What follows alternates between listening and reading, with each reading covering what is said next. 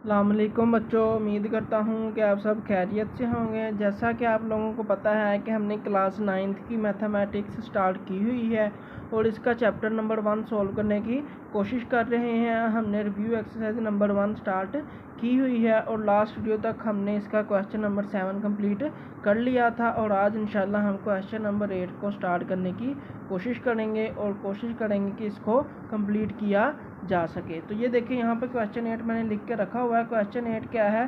Question 8 है the sum of 3 consecutive odd integers is 51, find the 3 integers. सबसे पहले तो आप इस सवाल को समझ लें।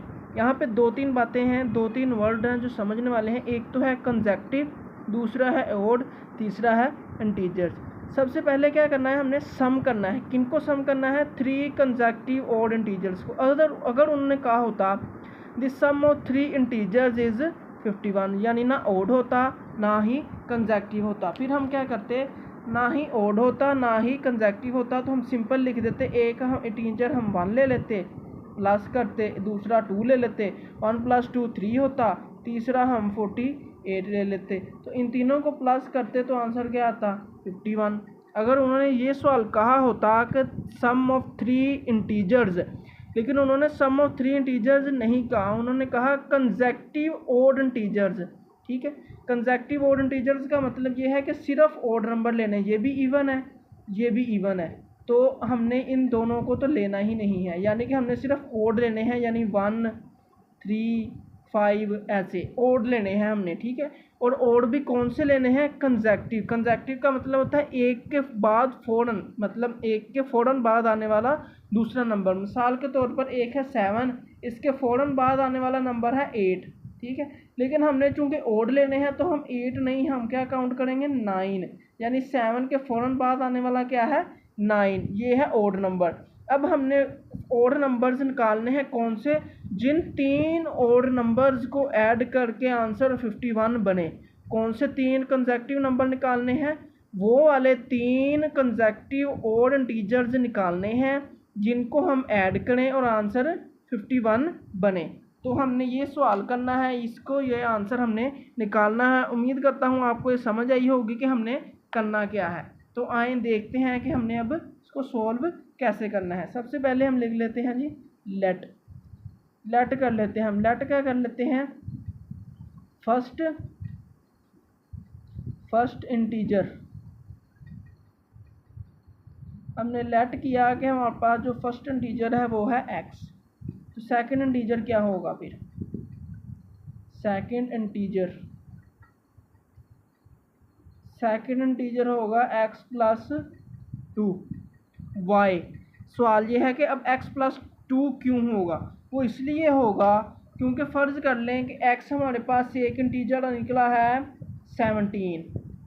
ठीक है, 17 एक ऑड नंबर है। हमने सपोज किया कि x हमारे पास निकला 17। अब 17 के बाद कंसेक्यूटिव नंबर लेना था हमने, वो बनता है 18।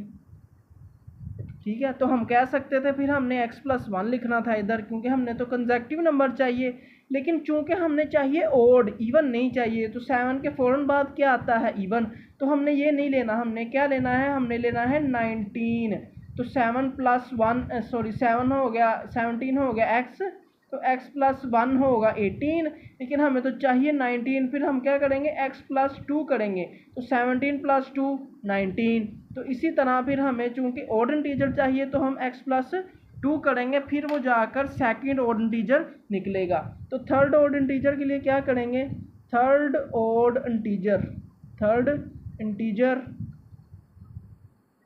इंटीजर होगा हमारे पास x + 4, यानी कि अब 17 में 2 प्लस किया 19, अब 17 में 4 प्लस करेंगे तो 21, तो वो 21 जो होगा वो हमारे पास थर्ड इंटीजर होगा। ये मैं आपको एग्जांपल दे रहा हूँ, ये मतलब कि स्पेसिफिक नहीं है कि यही 3 आएंगे। सोल्व करके देखते हैं हम कि कौन से 3 निकलते हैं। ये मैंने आपको बता दिया है कि इंटीजर कैसे निकलने हैं। अब इनको सिंप्लीफाई करते हैं। सबसे पहले एक लाइन लिख लेते हैं। अब यहाँ पे हम बाय गिविंग या बाय गिवन कंडीशन क्या है हमारे पास? कंडीशन ये है कि सम करना है हमने इनको। क्या करना है? बाय गिवन कंडीशन क्या की दी गई है, sum of 3 consecutive odd integer, sum of, तो हम तीनों को सम कर लेते हैं, x को सम किया, फिर x+2 को सम किया, फिर x+4 को सम किया, और इन सब का सम करके आंसर क्या आया, आंसर आया 51। तो अब ये देखें x वाली x ऐड करें, x1 x2 और x3, तीनों को ऐड किया क्या बना 3x, प्लस ये 4 और +2 वेरिएबल्स ऐड किए तो क्या बना 4 + 2 6 इज इक्वल टू इधर क्या है 51। अब क्या होगा, अब होगा ये कि 6 जो सिंपल वेरिएबल वाली रकम है उसको हम दूसरी तरफ ले जाते हैं, 3x इधर ही रहने दें, इज इक्वल टू 51 - 6 कर दें, तो 3x इज इक्वल टू 51 में से 6 निकला, क्या बचा हमारे पास 45, क्या बचा 45, तो x अकेला इधर रह गया, 3 इधर मल्टीप्लाई का है उधर जाकर डिवाइड का हो जाएगा, तो 45 डिवाइडेड बाय 3। अब ये देखें क्या 3 45 के टेबल पे कटिंग होती है कि नहीं होती है, 3 1 * 3 और यहाँ पे 3 1 * 3 1 बचा, इस 5 से मिलेगा 15, 3 5 = 15, तो x का जवाब हमारे पास क्या निकला, x का जवाब हमारे पास निकला x इज इक्वल टू 15, ठीक है जी, x इज इक्वल टू 15। अब हम क्या करेंगे, अब हम करेंगे ये कि x हमारे पास निकला है 15, इसको हम पुट कर देंगे, x इज इक्वल टू 15, इसको क्या करेंगे put in second integer, second integer का मतलब क्या, जो हमने लेट्स सपोज किया था सेकेंड इंटीजर, जो हमने सपोज किया था सेकेंड इंटीजर, वो हमने क्या सपोज किया था, हमने सपोज ये किया था कि x+2 जो होगा वो हमारे पास क्या होगा सेकेंड इंटीजर, तो क्या था x+2 is equal to x+2 था ना सेकेंड इंटीजर। अब हम इस x की जगह पे क्या लिखेंगे 15, ठीक है, बल्कि आप ऐसा करें यहाँ पे लिख दें second integer is equal to x+2, तो सेकेंड इंटीजर क्या बनेगा फिर, सेकेंड इंटीजर बनेगा हमारे पास x की जगह पे 15 + 2 is equal to 17, second integer क्या बना 17। अब क्या थर्ड इंटीजर क्या बनेगा, थर्ड इंटीजर क्या बनेगा फिर हमारे पास, थर्ड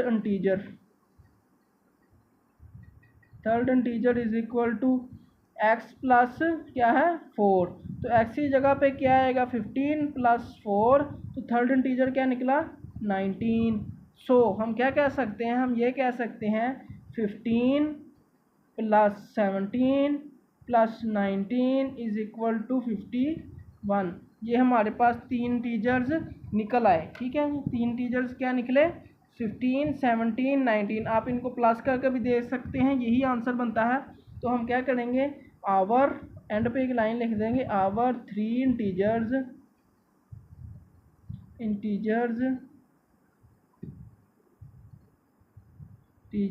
आर 15 17 एंड 19। तो यहाँ पर हमारा क्वेश्चन 8 का आंसर भी निकल आया और उम्मीद करता हूँ आपको इस क्वेश्चन की समझ आई होगी। अब इंशाल्लाह नेक्स्ट वीडियो में मिलते हैं और क्वेश्चन 9 को सॉल्व करने की कोशिश करेंगे। तब तक के लिए अल्लाह हाफिज़।